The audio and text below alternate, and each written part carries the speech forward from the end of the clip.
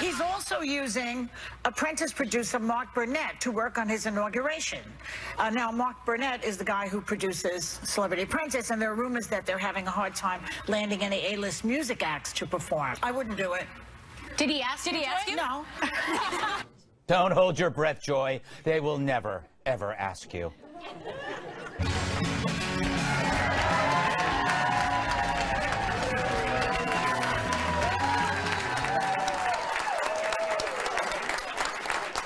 Hello, my friends. I'm your Hobbit-sized host, Greg Gutfeld. We're going to welcome tonight's guest right now. Like the Great Wall of China, his mustache can be seen from space. John Bolton, former U.S. ambassador, UN and Fox News contributor.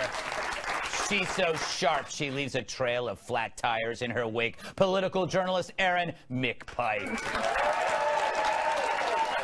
She puts salt in everything, including your wounds. National Review reporter and Fox News contributor, Katherine Timpf. Boo. And he's often mistaken for Texas. TNA wrestler and Fox News contributor, Tyrus. But first... All right, another wild week at Trump Tower. Everyone's showing up to kiss Donald's ring. World leaders, politicians, crazy people, and these two, Beavis and Butthead. Leo DiCaprio and Al Snore. The Maverick and Goose of carbon abuse. Oh yeah, they say they're out to save the earth, dozing in their private jets. In their clownish crusade, Dumb and Dumber, they emit more gas than a hectare of flatulent cattle. And imagine Trump having to listen to these bozos before lunch.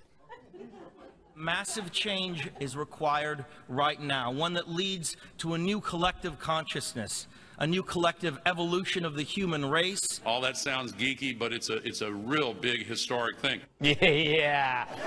After that, even the planet would say, please kill me. Now, after listening intently to these jackasses, or pretending to listen, what did Mr. Trump do?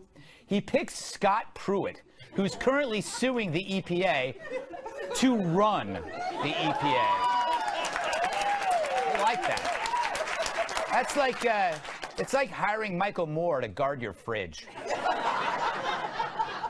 I gotta hand it to Donald, though. He's a prankster. He leads you on, and then bam, he hits the trap door. I bet he put X-Lax in their coffee right before they left. So they left, and they couldn't use the bathroom. And they're in New York City. That's a lot of fun. See, Pruitt is the key threat against the left's climate agenda. He probably thinks Greenpeace is a lawn fertilizer. Or the Sierra Club is a sandwich. Leo's got to be crushed. Guess it's back to models and colonics. I guess whatever Gore said to Trump went over as well as his diet plan. Poor Al. He got out of bed, he shaved, he plucked the nose hair. He even put on a clean pair of sweats before he came over. The one that still has the drawstring. And Donald gave him one massive orange head fake. But not just him. Earlier, Donald also saw Rahm Emanuel. Wow. I agree. He's the worst mayor since this guy.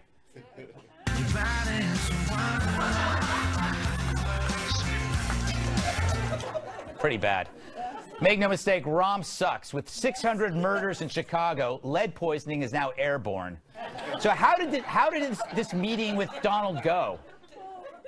I was clear about where I stood and other mayors stood on immigrants, that we welcome them because they are achieving and striving for the American dream. Mm-hmm. I wonder how Donald received him. Get off filming, I hear you, big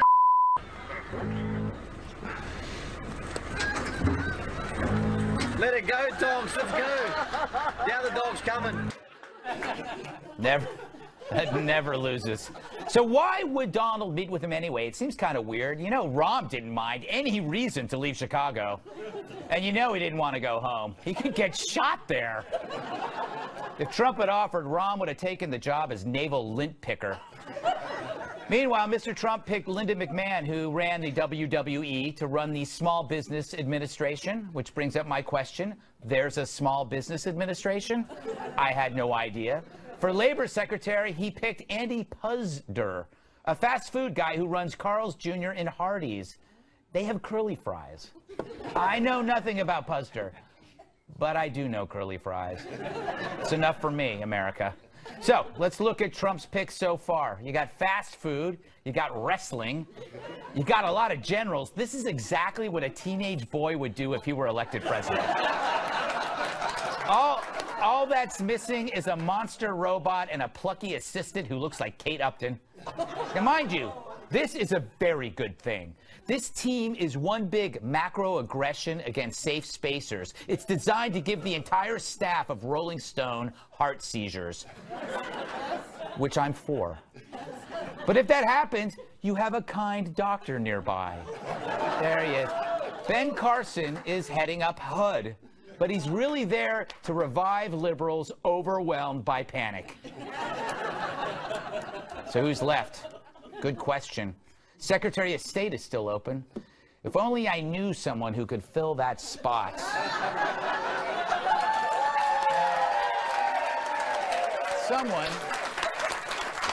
Someone with the pedigree, the spine, the common sense, and the willingness to speak frank about our enemies. Too bad I'm busy. Period.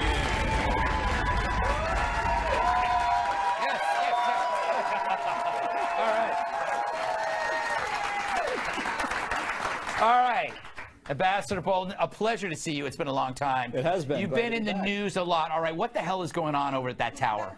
Well, actually, it was Michael Bolton who met with the president-elect. It was just a mistake. Wow, you two look alike, I must add. But yeah, you're oddly enough, you're the better singer. Is the same too. Yes. So what? I don't think I can break any news here. I don't want to start anything. But have you been offered Secretary of State? You can have my name, rank, and serial number, and that's all. How about deputy? Do they offer you deputy? Name, rank, and serial number. All right. You wouldn't take deputy, would you? They're switching to the Golf Channel already, you know. No. For something exciting. You're trying to kill my ratings. But I know you. You wouldn't take deputy, would you? You know, you're not a number 2. I have no comment on anything. What do you make of the process so far? Look, I think he's equal to or exceeding the pace at which cabinets and other senior administration appointments have been filled. I think he's off to an excellent start. And yes. I think that's why the media are in such a frenzy, because they didn't expect it. He's done an excellent job. They can't keep up with them. That's the thing. Erin, it's like, you know how they have their first 100 days? He started his 100 days 50 days in. So theoretically, they're going to have the next election not in 2020, but in 2019, right? Because he started early.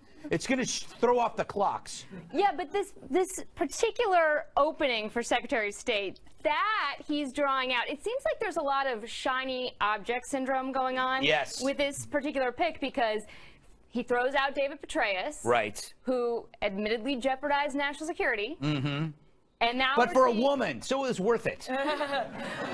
No, this is a good point. It's a good point. He did it for love. It's not like Snowden, who did it, you know, for, you know, so he could. What? Please stop with the snow. Just a random excuse to just bash Snowden. Come on. Yes. Okay, Snowden did it so he could have a movie made about him. Petraeus, I'm sure that's why he did it. Petraeus was a romantic man, Erin. Am I right? He was in love with his reporter. Apparently so, but she's done quite well. She is on her own publicity tour. She has been for the last year. Mm-hmm. So it worked out for her. He deserves the job. No kidding. I'm just testing you. I want to see. You know, I think Petraeus would be great, Ambassador Bolton. This is an ambush. Yes. But look, now we are to an oil and gas executive for the nation's top diplomat. I still think, and I'm sorry to say this, I still think he's coming back to Mitt Romney, because he is the one guy who has endured from the beginning to end, and Donald Trump has been very complimentary of him throughout the whole thing. The guy ran the Olympics. That's what they always say when they bring up Mitt. They go, but he ran the Olympics. And the hair. I mean, you know what? I think it would show total bravery, Tyrus, on Trump by picking Mitt because of Mitt's hair. Because the hair is just so beautiful. And Trump's hair is, you know, unique. I'm all for a good look myself, but I'm gonna keep it real. If it came down to hair opposed to a cool mustache, I would probably have to go with the mustache. So let's hope it not comes down. That's certainly true. Let's hope it not comes down to that. But What do you make of this whole process? Anything pop out? well, for me personally, Mrs. McMahon, I think that was a great choice. And Yes. you guys, You're a wrestler. Do you have any good stories? I'm a sports entertainer, but Yes. as fast as I can. WrestleMania was in New York, supposed to be my big moment. It was I had done a few WrestleManias, but this was my breakout match. And thanks to Undertaker and CM Punk, they went 15 minutes over, so my match got cut. Right. So it's like basically going to the Super Bowl and they took the field away. Right. And I was not really close with McMahon's like that. I worked for them. And I was in the lobby next day feeling terrible about myself. And I had tweeted that night something like, you don't know what you love until it breaks your heart, something like that, because the fans were all blah. And Miss McMahon came up to me and she told me that she was very sorry my match got cut. And she was very proud of me for what I wrote on Twitter. And I was like, you paid attention to me? Because we had the Rocks, we had all these huge things. They did all these amazing moments. And she took the time to actually see me in the lot and go up to me when we had not really ever spoke before. And that goes to show that just because you are this great business person, that they can still be a human being too. And that's going to help small business a lot. I'm a great businessman. I'm not a human being. No, she's actually, I met her, I think I met her once in the lobby at Fox, and she was a very, very nice person. Kat, I want to get you in here and pick your brain, or whatever you call that in your skull. I don't know what it is. Poor girl. He's picking a lot of different people. Yeah. A lot of unusual people. What do you make of, like, Al Gore and Leo and all that crap? I love it. Really? I think it's great because he picked the fossil fuel industry's best friend to nominate, but he made it look like he cares about the environmentalist feelings by saying, oh, at least, you know, I talked to Leo and Al, kind of like a husband who agrees to go to couples therapy. He's lying the whole time, sure, but at least he's giving the appearance that he's trying. Speaking of appearance, is it me? Works every time. Is it me, or does Al Gore look like Rodney Dangerfield now? Has he changed? There's been completely. Like, he doesn't get any respect either, but Yeah. he literally is turning into. He's let himself go. He doesn't look good. Yeah, Erin?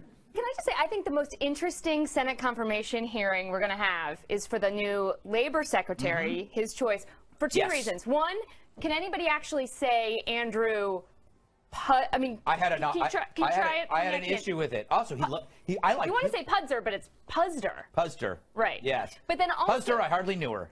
But the other thing is... I don't even know what that... No, that is inherently meaningless. That is inherently meaningless. But he's connected with weird names like Hardee's and Carl's Jr. It's the same place. Who is Carl's Jr.? A lot of the feminist people are mad about him because he has the ads with the burgers and the bikinis. So he's automatically a bad choice because he's associated with people eating burgers and bikinis, which I'm pro. Yeah, but you know... I like those commercials. I also like that he likes robots. I think that's important. I don't know, Ambassador, who Carl's Jr. is. I don't even know who Carl is. Did Carl leave Carl's Jr.? I've never been to Carl's Jr., so I'm the wrong person. So you're not a man of the people, are you? That depends on how you mean that. Just checking. All right, we're going to take a break. I'm still going to pepper you with questions. Don't go away. Coming up, the greatest story you'll ever hear in the next 10 minutes. The inauguration is just weeks away, and I haven't even dry cleaned my tuxedo onesie.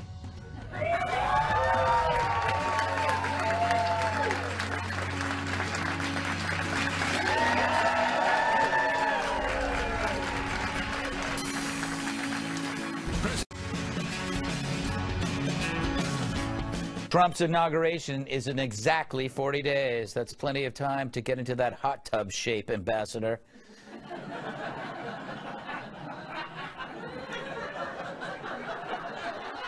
So, what will a Trump inauguration be like? Will everything be plated in gold? Will there be extravagant food like cocktail weenies and lots of balloons and great music by country singers we forgot about years ago? We have a preview of the festivities. I don't know it yet, but they're going to pay for them.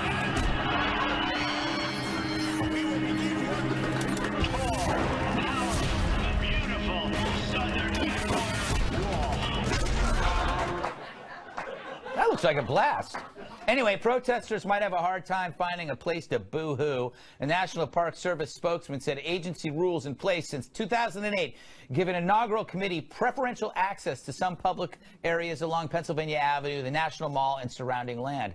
But civil rights lawyers say the denial of protest permits is unconstitutional and they're threatening legal action. Funny how they weren't threatening that back in 2008.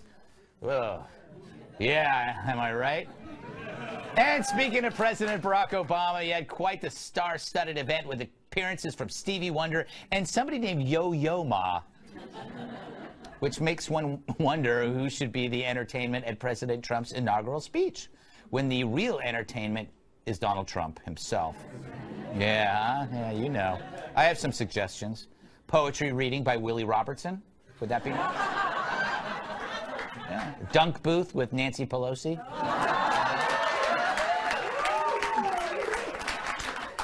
And a gangster rap performance by Nasty Newt Gingrich. Got what you're wearing, Tyrus. Yeah, I know. What's with the chain? The chains. You're bringing the chain back. I've been here a week. Martha's rocking gold. Yes. You got to be a gangster to have a chain? Yeah, you do. That's how it works around here. I guess you made it. All right, Ambassador, I'm not a big I don't know why there has to be entertainment. Why? Why? But there's going to be plenty of entertainment at this inauguration. Imagine a whole hour or more of Barack Obama squirming during the inaugural address. That's true. What else do you need? That is true. And you live in D.C. What's your exact address again? I kid. I can walk to the National Mall. Oh, really? Yes. Interesting. And so I will tell you, I know you're going to ask me about the protesters. How did you know? Well, we've talked about this before.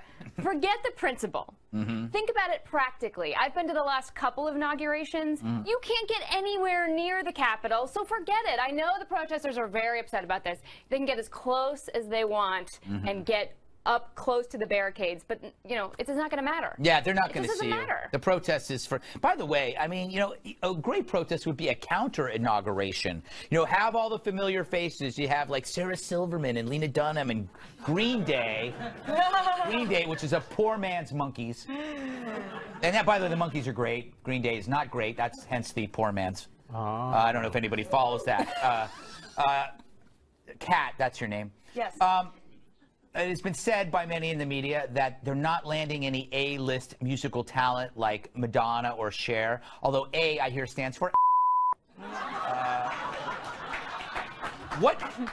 What should the inaugural committee do if they're going like, oh, look, all we have is, you know, I don't know, name somebody that we often see on Fox and Friends in the morning? Yeah, it doesn't matter. Okay. Because that's the name of the band. Yeah. They're an emo band. The people who are already excited about Trump are going to be way excited about Trump. And like you were saying, it's going to be entertaining no matter what. And the people who are not are already going to be very mad in the streets or whatever they're doing, yelling and screaming. And it's not that the happy winners won't care about the people screaming. It's that they will care. It'll just make them happier. Right. I don't know if they realize that's how that works. Yeah. No, we'll definitely enjoy it.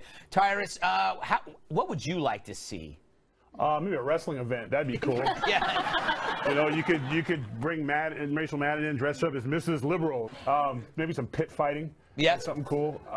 What's funny to me is that when you were talking in the beginning, the protesters are now protesting the forum. Yeah. They're going to protest the park. Yes. Because the other group had their paperwork in a year ahead of time. Yes, exactly. So you're protesting the protest. Yeah. The great thing about activists is they often don't keep up on the paperwork. Yeah. You know, they don't have the organizational skills. They don't have the, you know, they don't have like neat little piles of paper. They're usually, you know, living in a van. They should put the protesters in a cage as the entertainment and like give little crackers you can feed them. Oh. Don't applaud that. That's actually good. Oh, wait a minute. Secretary of State death match. You bring in the 5, throw him a bat with some nails in it, no hitting in the face. That's the only rule. Go to town. That's amazing. That would be incredible. Can he be on my side? I'll take the deputy deal. It's cool. See? You just broke some news. Yeah. Yes, he said, can you be on my side? Which means... See? And all that training? Boom. Only for you. By the way, I think they should get David Copperfield and have him make the monuments disappear. Wouldn't that be nice? Britney's making a comeback. They need some musical talent, and she's a registered Republican, so why not? Who'd you say? Britney Spears is making a comeback. Okay. No.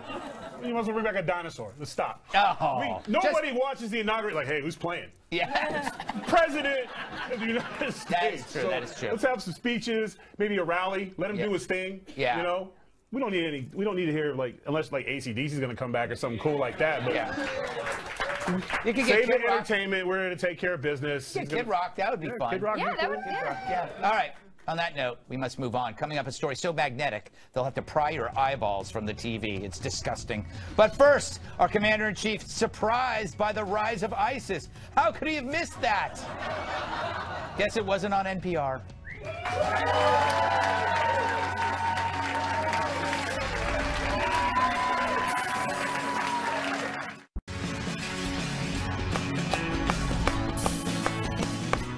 ISIS on the rise took him by surprise.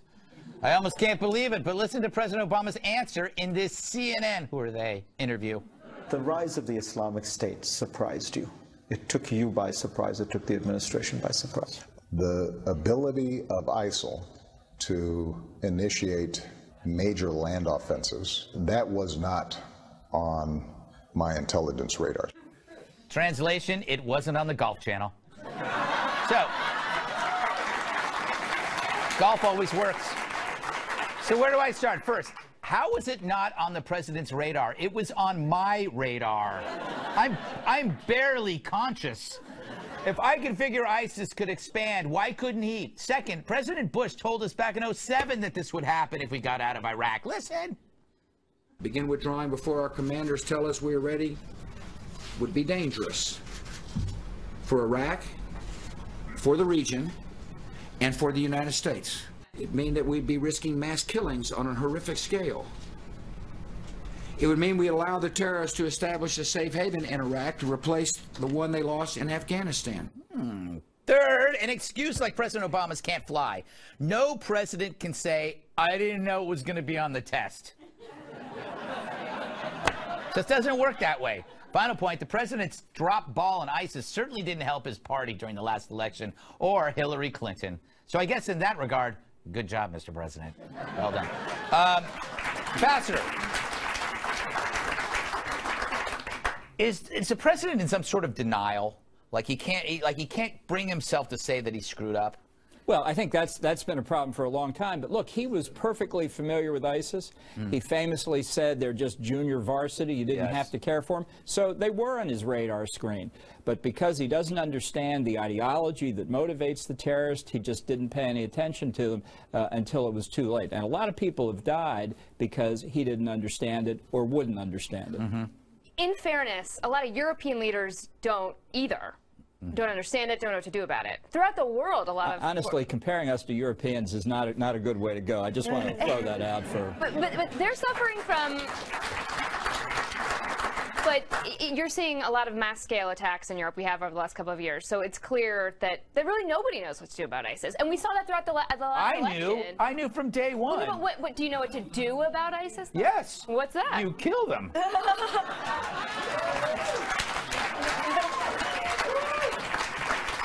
I got 1 million of them. Unfortunately, my answer to everything is kill them. Yep, kill them. I understand, though, why he was surprised.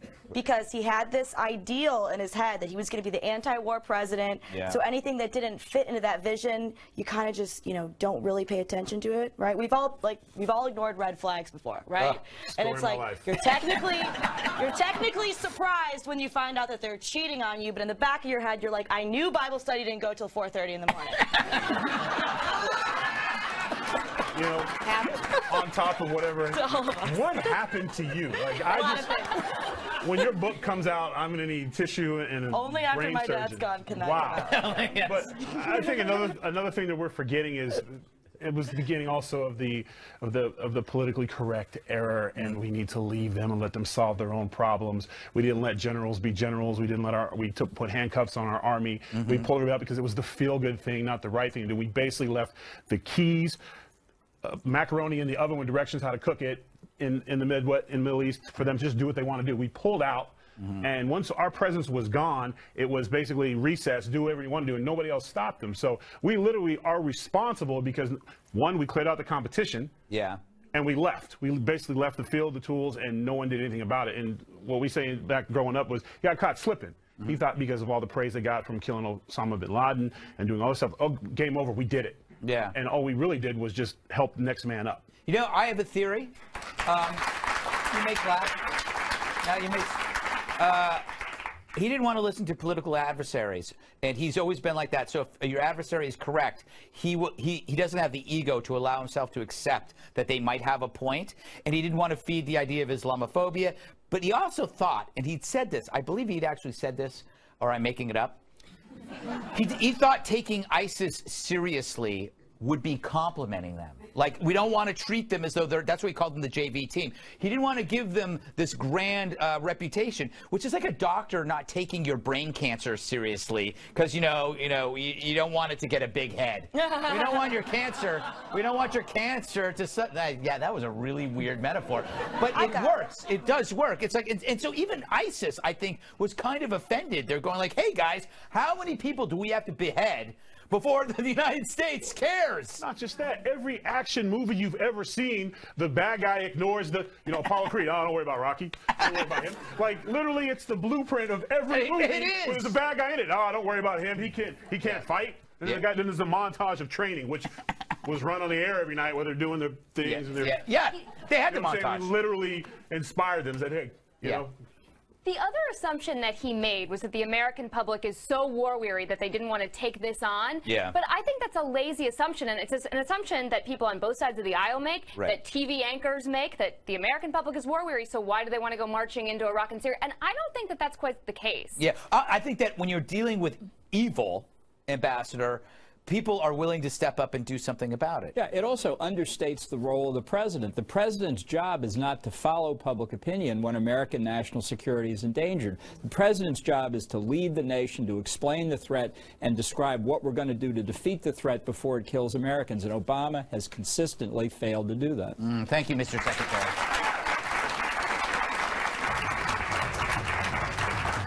Up next, as Mr. Trump threatens to cancel a deal with Boeing, is the president-elect picking winners and losers? And what does this mean for other companies? I'm looking at you, My Pillow.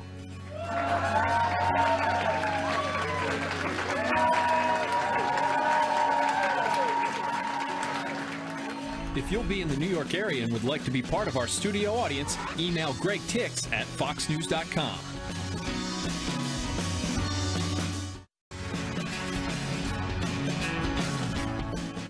They had a good run with Air Force One. This week, President-elect Trump threatened to cancel the Boeing order for a new presidential plane, saying $4 billion was out of control. Boeing says the contract's only $170 million. But you get the point. Trump's trying to get a better deal. He's a cheap dude, which is good. He would have been awesome at extreme couponing. Can't you see him holding a sloppy folder of coupons? Buying 5 shopping carts full of Gatorade for a nickel? So, Mr. President-elect, if you're going to get companies to start giving us better products for our money, why stop with Boeing? So here are my suggestions. Potato chips. Why not fill the bag full of potato chips with actual chips, not air, which is not actually chips. Air is not chips. Can you please tell the people who make dress shoelaces that if they can't stay tied, technically they aren't shoelaces. They're just string. We all know this when you buy shoes. Is it just me? Why am I grinding my own salt and pepper everywhere? Isn't that what child labor is for? Don't make me work for it. Give me back my restaurant shakers. Stupid. Finally, wet wipes. Can we make them truly flushable, please? Not for me. I'm asking for someone else. I have no problems in that area at all. All right, Ambassador, he's doing a lot of things. Some things I like, some things I'm not crazy about. The carrier thing, it drives me crazy because, it's like turning small government conservatives into protectionists. Am I wrong? Well, I think the issue is not understanding that some of the trade deals we've made are not free trade deals, they're managed trade deal. It is mercantilism, and our trade partners don't honor their commitments. So if you don't force them to honor their commitments, it's no wonder we have these problems. But the real answer is lower government regulation, lower government taxation here, allow the repatriation of hundreds of billions of dollars of profits that are overseas. These decisions become a lot easier at that point. Look, wait, one more question. You said you were going to tell me something. about the Air Force One bed. Yeah, I on that one you showed. Yes. I flew on the first international flight of that with President George H.W. Bush to Helsinki to meet Mikhail Gorbachev after Saddam Hussein invaded Kuwait. We got there a little bit early, and they let us look around. The president has a big double bed for him and the First Lady, or whoever. And or the president and the first gentleman, or whomever, whenever. But it has a big seatbelt over it. That's so crazy. They can be tucked in all snug in the bed with the seatbelt over. It's really quite something. You know, I have one of those in my bedroom. I've just violated. Just violated national security. Yes, the master bedroom seatbelt law. My God. I'm in trouble. Yes. Anyway, that was interesting. Now I'll never stop thinking about that for a while. All right, Erin. You might be bothered by Carrier, but the Boeing decision was a much different, well, it wasn't a decision, but what he said. Because what I think people miss on the Boeing story is that there was no competition for Boeing to get that contract. That's a good point. The Air Force only went to Boeing because it is the only U.S. manufacturer with the ability to create a plane suitable to be Air Force One. Right. But maybe if Trump were to delay this contract, or the next contract, for actually building the plane, not just doing the exploration, maybe someday there could be competition. And I think that was part of the point. It's also, he talks about draining the swamp. That's what he's going for there. These government contracts, no-bid contracts, that's a problem. I thought the swamp was Goldman Sachs because he's draining that place. I used that joke last week, and it still worked. And I'm going to use it next week, too. Chances are some people won't watch tonight, but might watch next week, Kat. So I could use the joke again. You should just use it all. You should never say anything else. Just continue making that drain the swamp joke. What do you think? All right. What do you make of this? I mean, you're a libertarian. Right. There's a lot of stuff going on here that is not free market, free minds. Right. When we have the conservative guy meddling in business affairs before he's even elected, it makes me really, really, really have faith.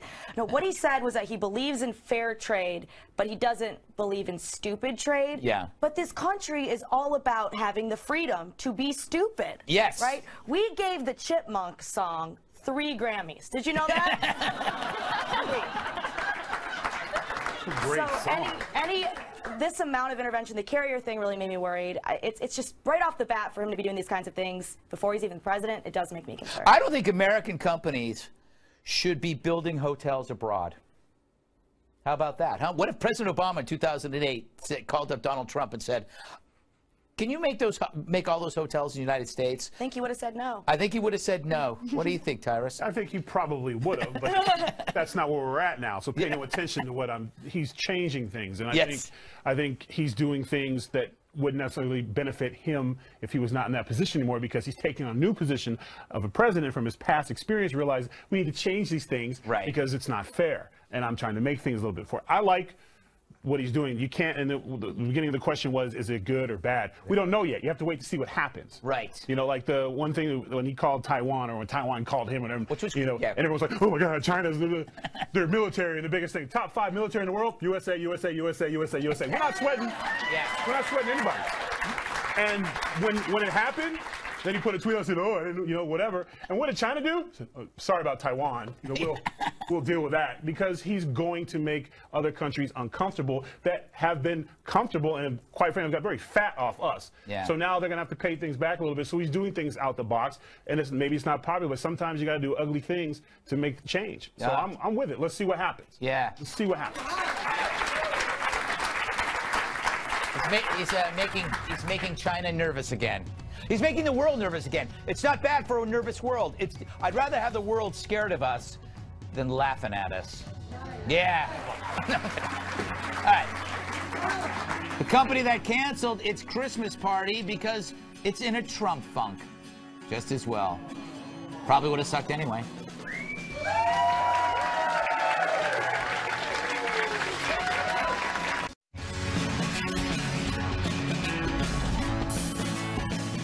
A Hollywood PR firm has canceled its holiday party because of Trump's election victory.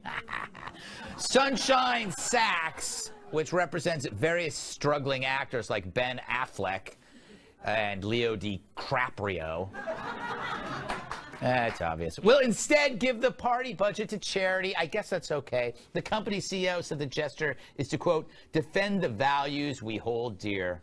Well, you know what I hold dear? Unlikely friendships. It's why I'm donating to these two fellows.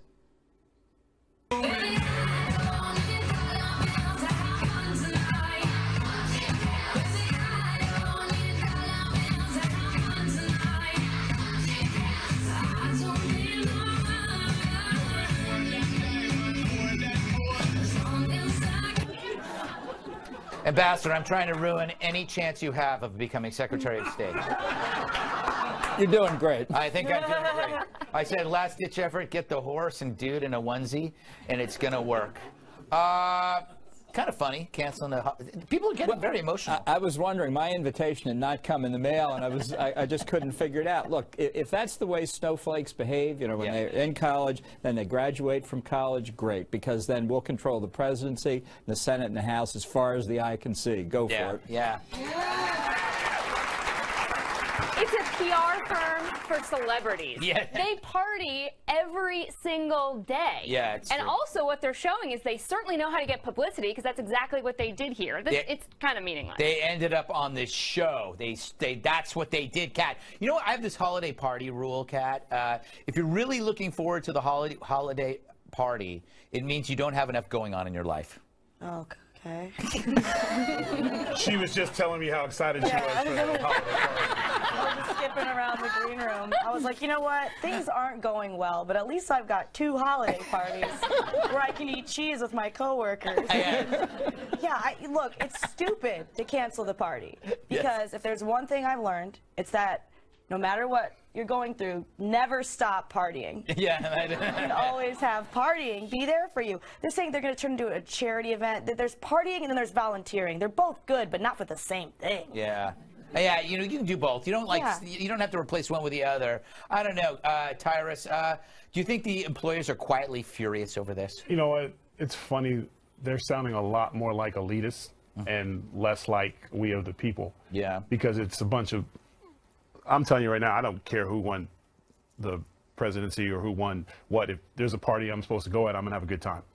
And I'm going to celebrate. It's Christmas. It's the end of the year. You can celebrate your personal accomplishments and the work you did together, and even if you lost or whatever the case will be. But it's not about that. It's about them and their ego, and they're going to donate to a charity, and then we'll have to wait to see which charity. They just seem like, what's the word I'm looking for? Man, a bunch of because it's just...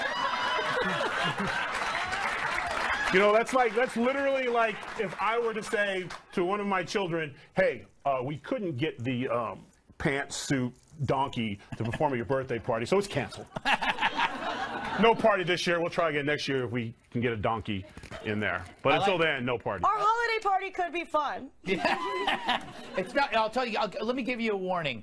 Nothing good ever happens at a holiday party, and I'll tell you why. Especially if you're not a drinker, or if you're the quiet, decent person at work, or the wallflower. You end up having a few drinks amongst company for the first time in a while, and then you're without pants. You're arrested. Or this happened at every single holiday party I've been at. It's not the party guy. It's the quiet person that ends up falling apart because they don't really drink that often. I shouldn't have that problem. I've been practicing all year. You have. Things like mistletoe and Xerox machines become sexually offensive. Exactly. That's true. That's true. All right. Xerox. I'll tell you. I'm not going to any holiday parties. I don't. I'm with you. I don't believe in them. I don't believe in them. They're immoral. All right. Final thoughts next.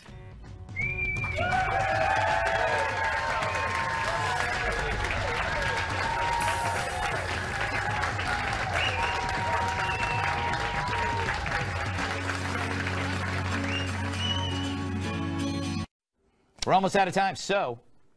What you've wanted to say all show, but haven't had the chance to say, so here's your chance to say it.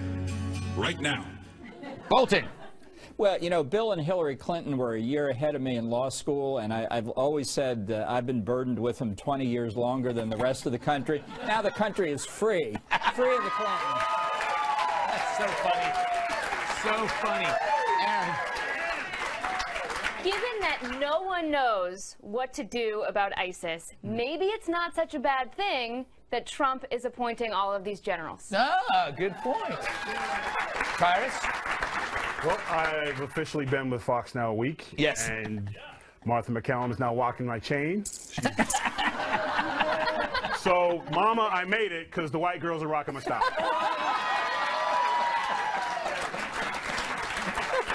All right. Kat? Just want to tell everybody that there's no reason to sit at home on the couch all depressed. Get out there and be depressed in public. She does a magnificent crying on the subway. All right, thanks to Ambassador John Bolton, or shall I say Secretary of State, Erin McPike, Katherine, Tyrus, our studio audience. I'm Greg Gutfeld. I love you.